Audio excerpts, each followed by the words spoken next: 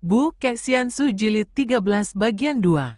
Akan tetapi, Xiao Pangcu atau ketua cilik, seorang pembantu membantah sebelum pembongkaran dilakukan. Tempat ini dahulu sengaja diruntuhkan oleh Ibu Pangcu untuk menutupi sumur ular di mana tubuh musuh Ibu Pangcu dilempar. Karena musuh itu lihai bukan main, maka Ibu Pangcu bersama Kiam Mo Chaili dan Ouyang Cincu memutuskan untuk menutup saja tempat ini agar pemuda sakti itu tidak mampu hidup kembali. Han Buong tertawa, haha, mana mungkin Kuasin Liong dapat hidup kembali? Dia sudah dilempar di sumur ular. Andai kata dia tidak mati oleh ular-ular itu, tentu selama 2 tahun dikubur hidup-hidup di sumur itu, dia kini sudah menjadi setan tengkorak, tinggal rangkanya saja. Mengapa khawatir? Hayo bongkar. Kalau tidak dibongkar, terowongan ini tertutup sampai di sini. Padahal kita amat membutuhkan sebagai jalan rahasia yang amat penting bagi perkumpulan kita. Karena alasan yang dikemukakan ketua cilik ini memang tepat, maka beramai-ramai para manusia kata itu segera bekerja keras, membongkari batu-batu yang besar-besar dan berat itu, menggunakan alat pendongkel dan lain-lain. Hiruk-pikuk suara di dalam terowongan itu, dan pekerjaan yang berat itu biarpun dilakukan oleh hampir 50 orang, tetap saja memakan waktu yang cukup lama. Memang sesungguhnya lah bahwa merusak itu mudah, membangun itu sukar. Mengotori itu mudah, membersihkannya tidak semudah itu. Setelah bekerja keras selama sepekan, barulah batu besar terakhir yang menutupi sumur dapat disingkirkan. Han Buong dan para anak buahnya seperti berlomba lari menghampiri sumur dan melongok ke dalam sumur yang amat gelap itu. Pada saat itu, terdengar suara angin menyambar dari bawah, dan berkelebatlah bayangan orang yang melayang dari bawah. Han Buong dan semua orang terkejut.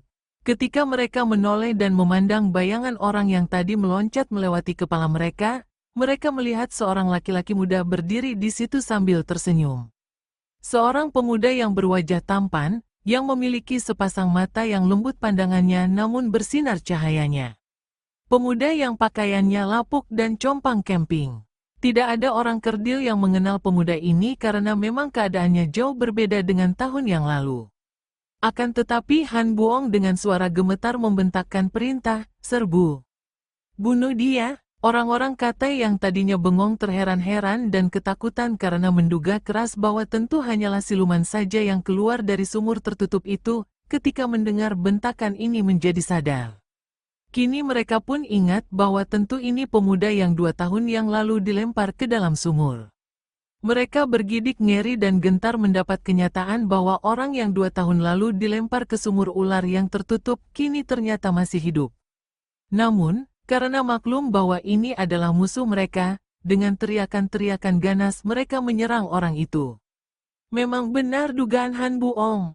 Orang ini bukan lain adalah Kuasin Liong. Ketika Sin Liong akhirnya dari bawah mendengar suara hiruk-pikuk di sebelah atas, kemudian melihat cahaya turun melalui terowongan kecil jalan ular, dia menyeberangi terowongan dan tiba di dasar sumur pertama. Akhirnya dia melihat betapa atap sumur yang tadinya tertutup batu besar itu terbuka, dan melayanglah dia keluar. Karena selama 2 tahun dia tidak bertemu orang, begitu melihat Buong dan orang-orang kerdil, dia tersenyum girang. Akan tetapi, orang-orang kerdil itu dengan bermacam senjata telah menyerangnya. Sin Liong hanya mengerahkan sinkangnya membiarkan belasan senjata tajam menimpa tubuhnya. Terdengarlah teriakan-teriakan kaget karena semua senjata, baik yang tajam maupun yang tumpul, begitu mengenai tubuh pemuda itu, membalik seperti mengenai gumpalan karet yang amat kuat. Adik Buong, bukankah engkau Sute atau adik seperguruan?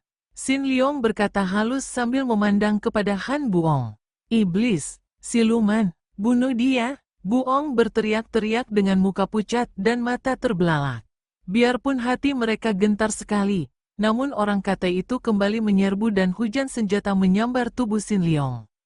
Kembali senjata-senjata itu mental, bahkan ada yang terlepas dari pegangan tangan pemiliknya. Sin Liong menarik napas panjang, menunduk dan memandang pakaiannya yang menjadi makin compang camping akibat terkena bacokan senjata-senjata itu, kemudian sekali bergerak tubuhnya berkelebat melewati kepala para pengeroyoknya yang bertubuh pendek dan lenyap. Gegerlah para orang katai. Akan tetapi Han Buong menyabarkan dan menenangkan hati mereka. Dia merasa yakin bahwa betapapun lihainya Xin Liong, pemuda itu agaknya tidak akan mengganggunya. Maka dia melanjutkan rencananya dan melakukan perundingan dengan para anak buahnya. Seperti juga ibunya dahulu, pemuda tanggung ini sudah mulai dengan usahanya untuk mencari kedudukan dengan menghubungi seorang pangeran baru yang juga merasa tidak puas dengan kedudukan yang diperolehnya setelah perjuangan mereka berhasil. Pangeran ini dahulunya adalah seorang pemberontak rakyat petani yang bergabung dengan Anlusan, bernama Sisu Beng yang kini dianugerahi pangkat pangeran oleh Anlusan. Sisu Beng bermaksud untuk merebut tahta kerajaan dari Anlusan, dan apabila terjadi kegagalan, maka terowongan bawah tanah milik Han Buong itulah yang akan dijadikan tempat persembunyian. Setelah selesai mempersiapkan segala-galanya dan tempat itu ditinjau sendiri oleh Pangeran Sisu Beng, Han Buong lalu pergi ke kota raja bersama sekutunya itu untuk mulai melaksanakan siasat yang sudah mereka rencanakan lebih dahulu. Memang selama 2 tahun itu terjadi 2 hal yang banyak tercatat dalam sejarah. Kemenangan Anlusan ternyata tidak mendatangkan kemakmuran atau keamanan, bahkan sebaliknya. Kaisar yang telah melarikan diri ke Sichuan dan menyerahkan tahta kerajaan kepada putranya itu kini menyusun kekuatan di barat untuk menyerbu dan merampas kembali kota raja. Selain itu, di dalam istana pemerintah baru sendiri terjadi pertentangan dan perebutan kekuasaan. Semua ini terjadi karena memang sesungguhnya para pemimpin pemberontak yang dahulu memberontak terhadap pemerintah dengan dalih, demi rakyat, atau demi keadilan, demi kebenaran, demi negara, dan lain istilah muluk-muluk lagi, itu sesungguhnya hanyalah berjuang demi dirinya sendiri saja. Semua istilah itu tak lain tak bukan hanyalah untuk dijadikan modal perjuangannya untuk mencari kedudukan dan kemuliaan bagi diri sendiri. Hal ini sudah terlalu sering terjadi di dunia, berulang-ulang, namun sampai sekarang rakyat di seluruh dunia tetap bodoh, mau saja diperalat dan dicatut namanya oleh orang-orang yang berambisi untuk diri pribadi. Betapa banyaknya bukti akan kepalsuan ini dapat dilihat dalam sejarah di negara manapun di dunia ini. Sekelompok orang berambisi untuk keuntungan mereka sendiri, dengan siasat cerdik menggunakan nama rakyat untuk mencapai tujuan mereka. Kalau perlu, mereka mengorbankan rakyat. Rakyat sudah cukup puas memperoleh gelar pahlawan, kalau sampai tewas dalam perjuangan yang sebenarnya adalah penyalahgunaan demi keuntungan kelompok yang mempergunakan mereka itu. Inilah sebabnya ketika perjuangan telah berhasil, jika para kelompok pimpinan yang berambisi sudah memperoleh apa yang mereka kejar-kejar, maka rakyat pun dilupakan sudah. Bukan sengaja dilupakan, melainkan karena mereka yang sudah berhasil merampas kedudukan itu pun harus menghadapi lawan atau saingan yang juga ingin merebut kedudukan itu. Rakyat adalah orang yang berada di bawah, dan yang terinjak memang selalu yang berada di bawah. Yang berada di atas tidak akan terinjak, akan tetapi mereka itu saling berebutan di antara mereka sendiri, memperebutkan kedudukan yang lebih enak dan empuk daripada kedudukan yang telah dimilikinya. Demikianlah pula dengan Anlusan dan teman-temannya yang telah berhasil dalam perjuangan, mereka merampas kedudukan tahta kerajaan. Teman-teman yang tadinya berjuang bahu-membahu, menjadi kawan senasib sependeritaan, yaitu di waktu mereka memberontak, kini setelah memperoleh apa yang mereka cita-citakan, berbalik mencurigai, saling iri. Memang belum ada yang secara berterang berani menentang Anlusan, bekas panglima yang masih amat kuat kedudukannya, didukung oleh pasukan-pasukan inti, dan tampaknya semua pembantunya sudah menyetujui sebulatnya kalau Anlusan menjadi kaisar. Akan tetapi diam-diam, banyak pula yang mempersoalkan pembagian pangkat dan kedudukan. Tentu saja yang merasa tidak puas adalah mereka yang memperoleh pangkat agak kecil, sedangkan yang menerima pangkat besar merasa curiga dan hati-hati menghadapi bekas teman yang memperoleh pangkat yang lebih kecil. Terjadi dan berlangsunglah konflik sembunyi di antara mereka. Kemanakah perginya Swat Hong dan Kui Lun? Di bagian depan telah diceritakan betapa 2 orang muda ini berhasil menyelamatkan diri, lari keluar dari istana De Quat Lin dan terus keluar dari kota Raja Tiang'an. Mereka berlari dengan cepat mempergunakan kegelapan malam, berhasil keluar dari benteng tembok kota raja karena para penjaga yang berada dalam suasana pesta kemenangan itu tidak melakukan penjagaan yang terlampau ketat. Setelah terang tanah dan mereka tiba di dalam sebuah hutan jauh dari tembok kota raja, barulah keduanya berhenti dalam keadaan terengah-engah. Suat Hong menjatuhkan dirinya di bawah sebatang pohon besar. Wajahnya pucat, muka dan lehernya penuh keringat yang diusapnya dengan ujung lengan bajunya. Pandang matanya merenung jauh sekali, dan dia diam saja, sama sekali tidak berkata-kata, seperti dalam keadaan setengah sadar. Kuilun juga menghapus peluhnya dan dia pun duduk diam, memandang kepada Suat Hong. Beberapa kali dia menggerakkan bibir hendak bicara, namun ditahannya lagi. Pemuda yang biasanya bergembira ini merasa betapa jantungnya seperti diremas-remas. Dia sendiri merasa kehilangan dan amat berduka dengan kematian Soan Chu, gadis yang kini dia tahu adalah wanita yang amat dicintainya. Akan tetapi, melihat keadaan Suat Hong yang terpaksa harus meninggalkan ibu kandungnya menghadapi kematian, dia melupakan kedukaan hatinya sendiri dan merasa amat iba kepada Suat Hong. Melihat betapa Suat Hong seperti orang kehilangan ingatan, Kuilun merasa khawatir sekali. Kalau dibiarkan saja, gadis ini bisa jatuh sakit. Kalau hanya sakit badannya masih mending, akan tetapi kalau terserang batinnya, lebih berbahaya lagi. Akhirnya Kuilun memberanikan diri berkata lirih dan halus, mati hidup adalah berada di tangan Tian, kita manusia tak dapat menguasainya, Nona. Mendengar kata-kata ini, Suat Hong menengok dan memandang. Akan tetapi pandang matanya tetap kosong, seolah-olah kata-kata itu tidak dimengertinya, dan dari mulutnya hanya terdengar suara meragu, hem. Suara ini gemetar dan pandang mata itu menusuk perasaan Kuilun. Maka pemuda ini lalu memberanikan diri melangkah lebih jauh lagi dengan kata-kata yang lebih membuka kenyataan, ibumu gugur sebagai seorang yang gagah perkasa. Sepasang mata yang kehilangan sinar itu terbelalak, seolah-olah baru sadar. Bibir yang gemetar itu bergerak, mula-mula lirih makin lama makin keras, ibu. Ibu, ibu. Suat Hong menangis terseduh-seduh dan memanggil-manggil ibunya. Tenanglah, Nona, tenanglah. Kuilun menghibur dan berlutut di depan gadis itu, akan tetapi suaranya sendiri parau dan agak terseduh. Ibu, mengapa aku meninggalkan ibu mati sendiri? Ibu, ibu. Memang menangis merupakan obat terbaik bagi batin gadis itu, pikir Kuilun penuh keharuan. Akan tetapi saat melihat Suat Hong menjambak-jambak rambut sendiri, dia merasa khawatir. Ingatlah, Nona, ingatlah pesan ibumu tentang pusaka Pulau Es. Suat Hong mengangkat muka dan melihat wajah pemuda itu juga basah air mata, dia menubruk. Toako, Toako. Dan menangislah, dia terseduh-seduh di dada pemuda itu yang dianggapnya merupakan satu-satunya sahabat di dunia yang baginya kosong ini. Kuilun memejamkan mata dan membiarkan gadis itu menangis terisak-isak. Dengan sesenggukan Suat Hong berkata, ibu tewas, di depan mataku, dan aku tidak dapat menolongnya. Dan ayah pun sudah tiada, Sueng juga, apa gunanya aku hidup lagi? Apa gunanya aku mencari pusaka dan mengembalikan ke Pulau Es? Seperti seorang yang mendadak menjadi kalap, Suat Hong merenggutkan dirinya dari dada Kuilun, lalu melompat bangun mengepal tinju. Katakan, Toako, apa gunanya semua ini? Ayah ibuku sudah meninggal, dan Su Heng, satu-satunya orang yang kucinta, dia pun tidak ada lagi. Katakan, apa perlunya aku hidup lebih lama?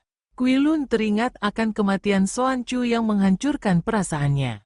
Akan tetapi dia menekan kedukaannya dan berkata, suaranya nyaring bersemangat. Adik Hong, tidak semestinya seorang perkasa seperti engkau mengeluarkan kata-kata bernada putus asa seperti itu. Engkau adalah puteri dari Pulau Es. Kedukaan apapun yang menimpa dirimu, harus kau atasi dengan gagah perkasa. Aku dapat memahami pesan mendiang ibumu yang mulia dan gagah perkasa itu. Kalau pusaka keluargamu dari Pulau Es terjatuh ke tangan orang lain, bukankah itu amat sayang, berbahaya dan juga merendahkan? Pusaka itu telah diselamatkan oleh Nona Buswinio dan saudara Liem Toan Ki. Sebaiknya kalau kita segera menyusul mereka dan aku akan membantumu mencari pusaka Pulau Es. Ucapan penuh semangat itu benar-benar menyadarkan Swat Hong, menarik gadis itu dari lembah kedukaan yang hampir mematahkan semangatnya.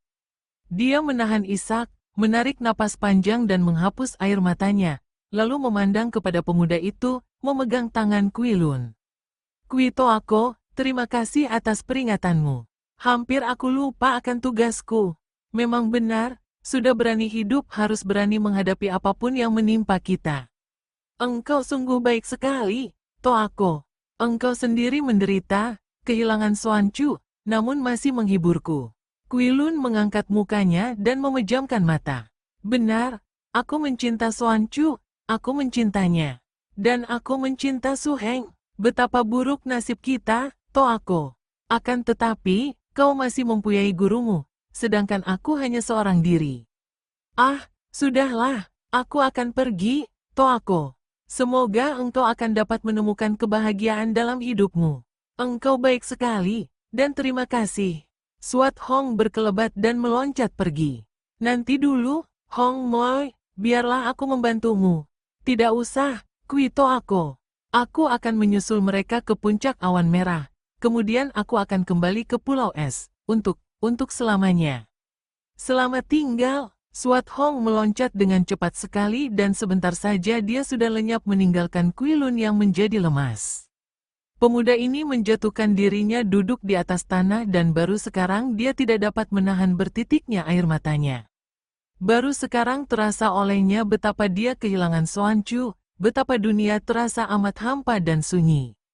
Berkali-kali dia menarik napas panjang dan teringatlah dia kepada gurunya, Lem Hai Sengjin yang seperti orang tuanya sendiri. Dia harus kembali ke pulau kura-kura di Lem Hai. Terbayang olehnya betapa suhunya itu akan terheran-heran mendengar semua pengalamannya dengan keluarga Pulau Es.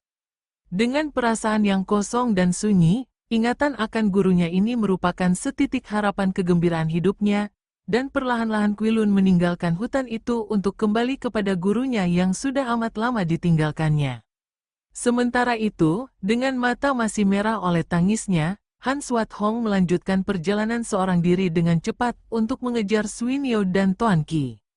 Kalau dia dapat menyusul mereka dan minta kembali pusaka Pulau Es, dia dapat langsung kembali ke Pulau Es dan selanjutnya. Entah. Dia sendiri tidak tahu apakah dia ada niat untuk kembali ke daratan besar. Tidak, dia akan tinggal di pulau itu, di mana dia terlahir. Biarpun pulau itu sudah kosong, dia akan tinggal di tempat kelahirannya itu sampai mati. Bercucuran pula air matanya ketika dia berpikir sampai di situ dan terkenang kepada suhengnya. Kalau saja ada suhengnya di sisinya, tentu tidak akan begini merana hatinya. Akan tetapi, betapapun cepat Swat Hong melakukan pengejaran, tetap saja dia tidak berhasil menyusul Swinyo dan Tuan Qi. Ketika tiba di puncak awan merah, tempat tinggal Titok Siang Koan Ho, di tempat ini dia hanya disambut oleh Ang In Moko Tio Sam. Kakek yang menjadi murid kepala Titok itu yang menceritakan bahwa Titok bersama puterinya telah beberapa pekan pergi turun gunung dan bahwa selama itu tidak ada tamu, juga tidak ada Bu Swinyo dan Liem Tuan Qi seperti yang ditanyakan oleh gadis itu. Swat Hong mengerutkan alisnya, hatinya mulai bertanya-tanya, celaka, pikirnya. Jangan-jangan dia telah salah memilih orang untuk dipercaya menyelamatkan pusaka Pulau Es. Jangan-jangan dua orang muda itu sengaja melarikan pusaka-pusaka itu dan bersembunyi. Timbul kecurigaan yang diikuti kemarahan di hatinya, dan berbareng dengan perasaan ini timbul pula semangatnya yang tadinya amat menurun itu. Hidupnya masih perlu dan ada gunanya. Setidaknya dia harus menyelamatkan pusaka-pusaka itu agar tidak terjatuh ke tangan orang lain. Perasaan marah dan khawatir ini mendatangkan perasaan bahwa dia masih amat dibutuhkan untuk hidup terus. Sambil menahan kemarahannya, dia berkata kepada murid kepala Titok itu, andai kata ada datang Bu Swinyo dan Liem Tuan Qi, harap minta kepada mereka untuk menanti saya di sini. 2 bulan lagi saya akan kembali menemui mereka. Ang In Moko Tio Sam yang sudah mengetahui kelihayan darah yang pernah menggegerkan awan merah ini mengangguk-angguk. Kemudian Swat Hong meninggalkan puncak awan merah untuk mengambil jalan kembali ke jurusan kota raja untuk mencari kalau-kalau dua orang muda itu dapat berjumpa dengannya di jalan. Namun semua perjalanannya sia-sia belaka. 2 bulan kemudian, kembali dia tiba di puncak awan merah dan untuk kedua kalinya Ang In Moko atau iblis tua awan merah menyatakan penyesalannya bahwa 2 orang muda yang dicari itu belum juga datang, bahkan gurunya juga belum pulang. Saya malah merasa gelisah juga memikirkan suhu, kata kakek itu. Keadaan di mana-mana sedang ribut dengan perang, akan tetapi suhu pergi begitu lamanya belum juga pulang. Swat Hong menahan kemarahannya. Tidak salah lagi, pikirnya. Bu Swinyo dan Liem Toan Ki tentu berlaku khianat, menginginkan pusaka-pusaka itu untuk diri mereka sendiri. Aku harus mencari mereka, dan selain merampas kembali pusaka, juga akan kuhajar mereka. Dia berpamit lalu pergi lagi. Di sepanjang jalan dia memaki-maki Bu Swinyo yang tadinya dipercayainya. Dasar murid iblis betina itu, gerutunya. Gurunya sudah mati, kini muridnya yang menyusahkan aku. Mulailah Swat Hong mencari-cari kedua orang itu tanpa hasil. Sampai 2 tahun dia berkelana mencari-cari kedua orang muda itu. Namun anehnya, tidak ada seorang pun manusia yang tahu akan mereka. Akhirnya timbullah pikirannya bahwa sangat boleh jadi Bu Swinyo dan Liem Toan Ki yang tadinya adalah anak buah An Lusan yang kini membalik dan berkhianat, itu takut kepada pembalasan pemerintah baru dan telah lari mengungsi ke barat, ke Sichuan. Sangat boleh jadi. Pikiran ini membuat dia mengambil keputusan dan berangkatlah dia ke Sichuan. Sambil mencari pusaka, dia pun ingin membantu kaisar yang kabarnya sedang menyusun kekuatan untuk menyerang dan merebut kembali tahta kerajaan. Sebaiknya kalau dia membantu, pikirnya, selain untuk mengisi kekosongan hidupnya, juga sekalian untuk mencari Bu Swinyo dan Liem Toan Ki, juga untuk menghancurkan semua kaki tangan An Lusan termasuk Ouyang Chinchu. Mengingat bahwa ayahnya adalah seorang keturunan pangeran atau raja muda, maka sebenarnya dia masih berdarah bangsawan dan masih ada hubungan darah dengan keluarga kaisar, sehingga sepatutnya lah kalau dia membantu. Sementara itu, di ibu kota yang telah diduduki An Lusan, di dalam istana di mana An Lusan mengangkat diri sendiri menjadi raja, terjadilah hal-hal yang hebat. An Lusan sendiri masih melanjutkan wataknya yang kasar dan mau menang sendiri. Satu di antara kesukaannya adalah wanita. Maka begitu dia berhasil menjadi kaisar, tak pernah berhenti setiap malam dia berganti wanita mana saja yang dipilih dan ditunjuknya, tidak peduli wanita itu masih gadis atau istri orang lain sekalipun. Pada suatu malam, dalam keadaan mabuk dan sedang gembira, An Lusan lupa diri, dan dalam keadaan setengah sadar dia memasuki kamar mantu perempuannya yang sudah lama sekali dia rindukan secara diam-diam. Kalau sadar dan tidak mabuk, dia masih menahan hasrat hatinya. Akan tetapi malam itu, dalam keadaan mabuk, dia tidak mempedulikan apa-apa lagi dan memasuki kamar mantunya. Tidak ada seorang pun manusia di dalam istana yang berani melarang, dan pada saat itu, putra An Lusan sedang tidak berada di situ. Dengan penuh perasaan duka dan ketakutan, mantu yang muda dan cantik jelita itu tidak kuasa menolak atau memberontak. Sambil menangis, dia terpaksa membiarkan dirinya dipeluk dan diciumi mertua yang mabuk itu. Dengan suara lirih dan membujuk dia masih berusaha mengingatkan An Lusan, namun seorang laki-laki yang tidak hanya mabuk arak, melainkan juga mabuk cinta birahi, tidak mempedulikan apapun. Wanita itu hanya dapat merintih dan menangis, diseling suara ketawa gembira dari An Lusan. Ketika pintu kamar itu dengan paksa dibuka dari luar oleh pangeran, An Lusan telah tidur mendengkur kelelahan dengan muka merah karena banyak arak, sedangkan istri pangeran itu menangis terisak-isak, berlutut di atas lantai. Pangeran itu menjadi mata gelap, pedang dicabut dan sekali meloncat dia telah menikam dada ayahnya sendiri. Krep, oh, hai, kau. Biarpun pedang telah menembus dadanya, An Lusan yang bertubuh kuat itu masih dapat meloncat dan mencengkeram ke arah putranya. Akan tetapi pangeran yang sudah mata gelap itu mengelak, kakinya menendang sehingga An Lusan terdorong jatuh, membuat pedang itu masuk makin dalam. Dia berkelojotan dan tak bergerak lagi. Tangkap pembunuh, teriakan ini keluar dari mulut si Su Beng yang bersama dengan Han Buong sudah lari ke dalam kamar. Si Su Beng menggerakkan pedangnya, dan terdengar teriakan mengerikan ketika pangeran itu roboh pula di dekat mayat ayahnya dalam keadaan tak bernyawa pula karena lehernya hampir putus terbabat pedang pangeran Sisubeng. Gegerlah seluruh istana. Rapat kilat diadakan, dan Sisubeng yang dianggap membela kaisar itu mempergunakan kesempatan ini untuk merampas kedudukan kaisar. Dalam keadaan kacau balau itu, Sisubeng mengangkat diri sendiri sebagai raja, dan Han Buong menjadi raja muda pembantunya yang setia. Hanya mereka berdua saja yang tahu bahwa semua peristiwa itu memang digerakkan oleh mereka berdua.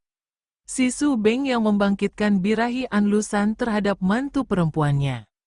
Bahkan di dalam mabuk, Sisubeng yang membujuk supaya kaisar baru itu memasuki kamar dengan mengatakan bahwa di dalam kamar itu dia telah menyediakan seorang wanita cantik mirip mantunya itu untuk Anlusan.